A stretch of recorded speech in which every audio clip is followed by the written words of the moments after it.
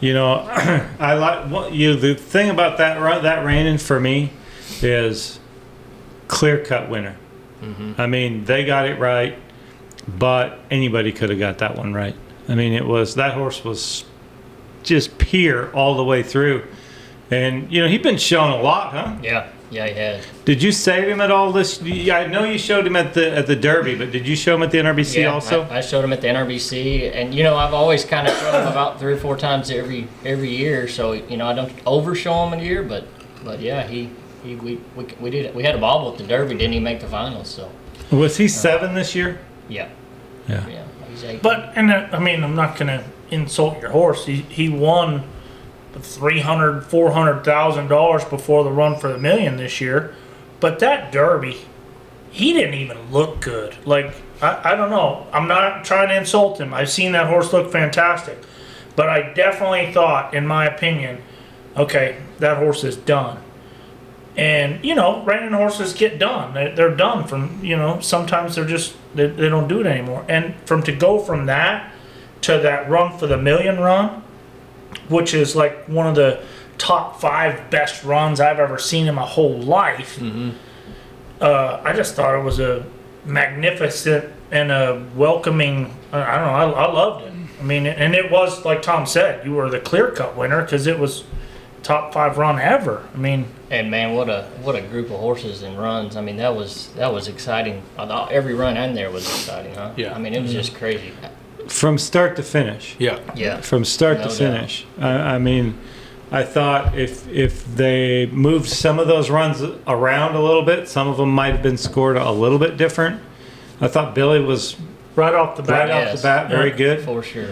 And, you know, but overall, what a showcase for those horses, and what a great thing for the sport. And your horse, I think the great ones know. Yeah. They know. You know what's funny? Monday that week, he was riding around, and I was like, you know what? I'd already been there 1 year, you know, and so I don't know why, but he knew Monday. I didn't know how he was going to do, you know. Yeah. I didn't know how he was going to end up, but I could feel he was special. There was a difference. There was a difference in him the whole week, but I felt it Monday when I got there. Dude, I just got goosebumps. Yeah, that's cool. Yeah. I just got goosebumps. Yeah, the special ones, no. No, you're right. Yeah. You're right. So go back. I don't know your history with that horse. I'm sure Gunny does and Joe does, but I don't. Everything. So, but you're here, so I'd rather ask you. What? If you get tired, you want to take a break, just tap me in. Me and Gunny from the same down south Texas, you know, ever since kids together. So yep. He knows everything. Yeah. You guys look kind of like a before and after. Before and after a trip to Daylight Donuts. Sorry, I'm on a diet, by the way. Me too. Yeah. No, you shouldn't be. But I am. Okay, it's working. I think. I mean. But anyway, where'd you get that horse?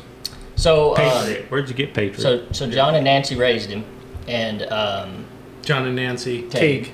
Yep, Toyon Ranch. They raised him, and so I started him, had him as a 2-year-old, 3-year-old, and then his 3-year-old year, we had a bunch of really nice 3-year-olds that year, and John decided they wanted to go more towards the breeding in part of it, and they wanted to sell, you know, the training horses or the show horses. And not to interrupt, but Ann Anderman bred him, right? Well, they actually bought an embryo from me. Ah, okay. So John and Nancy were responsible for the whole thing. Yep. Okay. And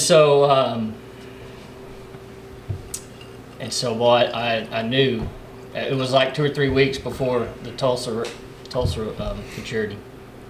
But I knew if I took him there, I was going to lose him, you know. And so I started thinking about, you know, trying to figure out a way to keep him.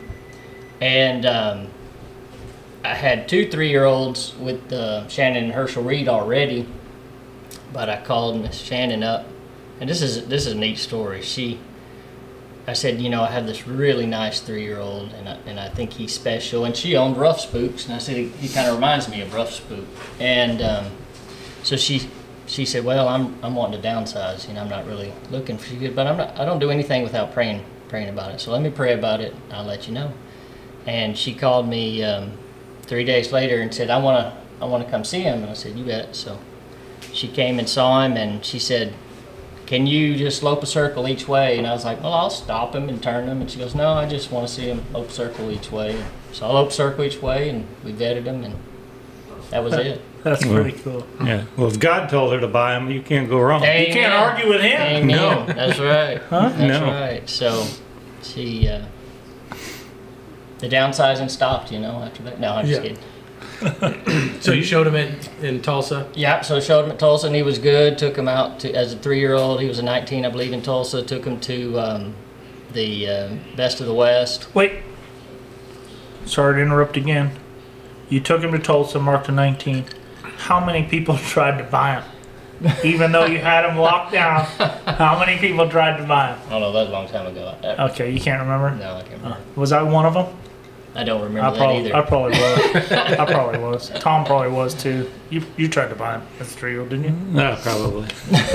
See, nobody can remember. Yeah, nobody can remember. Okay, That was a while finish ago. your story. Sorry. Yeah, so he was good out there, and took him to the futurity and made the finals in the futurity. And he had a nice run, but he was just I was a little conservative. And actually, old Terry Thompson, he came up to me, and I saw him at lunch, and he's like, you want me to tell you what's wrong with your run? And I said, yeah, you bet. So he just kind of helped me, get him up to speed, sharpened me through the middle. He said, don't go in there and set up so much, just kind of the judge's eye of it. And so, because he was like 20th, I was a 220. I can't remember what he placed, but he was 15th or 20th which is wonderful. I mean, anytime you're in the finals and taking home some of their money is great. But I knew there was more in there, and so Terry helped me, and then went to the NRBC and tied with Jason there at the NRBC when he was 4, and then I got the confidence. It's like, okay, now he is what I thought he was. Right. Once we did that, so It almost started a rivalry with Vintage Smoke, because you guys those two horses were paired together for the next few years. Yeah. I mean, you didn't talk about one with almost talking about the other. Yeah, comparing the two. Yeah. For sure. yeah, we tied at the Derby. Well, I don't remember if it was that year. One year we both tied for 3rd. I think it was that year. And then the next year came back, and he was 1st, I was 2nd. Yeah. So we were. Yeah. Yeah, you guys were battling it out, but you put a exclamation point at the end of his career. Is he done now? Is he retired, or you're not sure yet? I don't think so. He loves his job, and he loves to work. He's in the stall ready to go to work, and so if I'm Hot off the presses, is he going to the qualifier? We are entered for Arizona. All right. Yeah. You know what is cool about it, and I'm getting goosebumps again, is that horse has won $835,000 in the reining pen. He could be $1 million winner before this year's over. We could have a reining horse that won $1 million by himself.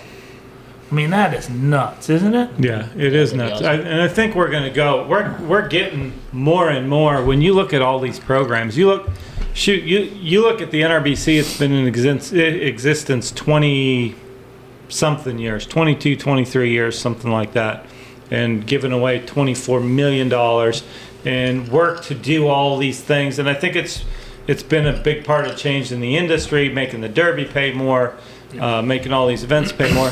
And then the 100X comes in this year. Right away, it's going to pay $150,000 to the winner of it has been advertised to pay $150,000 to the winner of the level 4 and $100,000 to the winner of the level 4 non-pro. Yeah. And first year out of the box, and it's paying more than all the major events except for the futurity. And that's not it. Obviously the Run for a Million's kind of popped up now, and there's so many more events where there's a lot of money to win. Yeah.